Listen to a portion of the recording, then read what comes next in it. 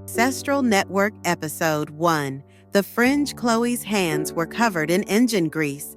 The hot Mississippi sun beat down on her back as she leaned over the old lawnmower engine in her driveway. She was trying to turn it into a generator, something that could actually keep the lights on when the storms came through. She wiped sweat from her forehead with the back of her hand. Her mama was working a double shift, and Chloe knew she had to make things happen herself if she wanted to get out. College, engineering, a scholarship, that was the plan. "Come on, baby," she muttered, tightening the last bolt. The engine sputtered, coughed, then roared to life. "Yes," she shouted, laughing. One step closer.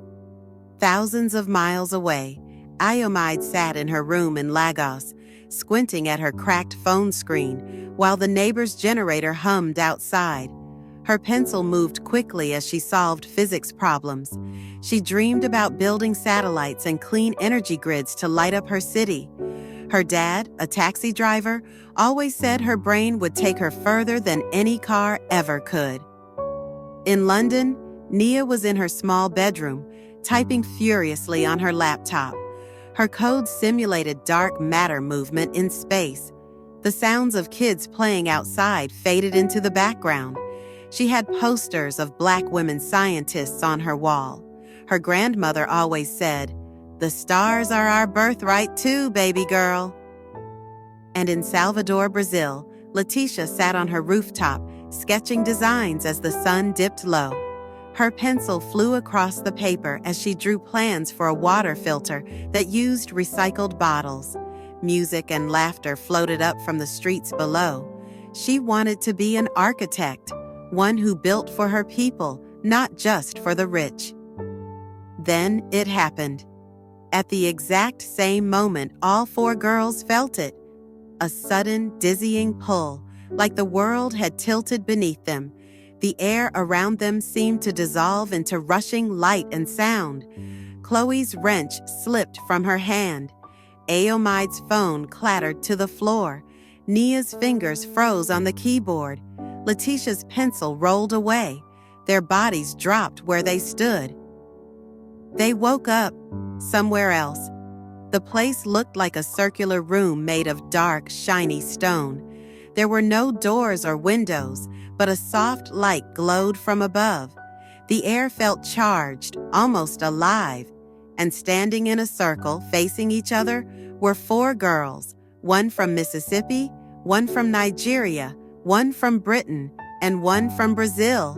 Their bodies looked real but also see-through, glowing faintly. "Where am I?" Chloe whispered, her southern accent thick with fear.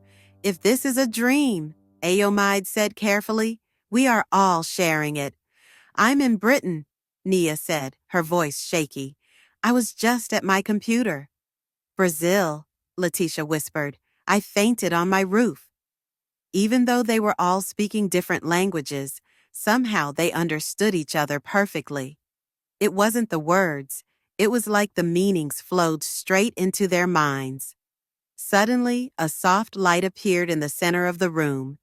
It grew brighter, shaping itself into a glowing map of the earth. Four golden points lit up: Mississippi, Nigeria, Britain, and Brazil. Thin lines connected them, forming a shining diamond over the Atlantic Ocean. Then a voice echoed, not from the air, but inside them. It sounded ancient and modern at the same time, as if thousands of people were speaking together. "You are the weavers," the voice said. "The line has been stretched thin, but it has not broken." Images flashed through their minds: libraries in Timbuktu, navigators crossing oceans by the stars, builders and scientists whose names had been forgotten, but whose knowledge lived on. "You are the descendants of a diaspora," the voice continued, "connected by a thread older than the nations that divide you. This is the Ancestral Network, a place of shared memory and power." Nia's mind raced. "It's like a biological neural network," she whispered, "and we're the nodes." Aomide's eyes widened. "The fainting, it was an activation. Then, just as suddenly, the room began to fade. The rushing light returned, pulling them back to their bodies. Chloe gasped awake on her driveway, the engine still humming beside her. Aomide sat up in bed, heart pounding. Nia blinked at her frozen computer screen. Letitia found herself lying on the cool rooftop tiles. For a moment, it felt like a dream. But something was different. In Chloe's mind, she saw the blueprint for a strange wind turbine that could purify water. Iomide remembered how to build a cheap solar battery. Nia's fingers tingled with code she hadn't written yet. Letitia's sketchbook now held designs she didn't remember drawing. They were back in their own worlds. But they weren't alone anymore.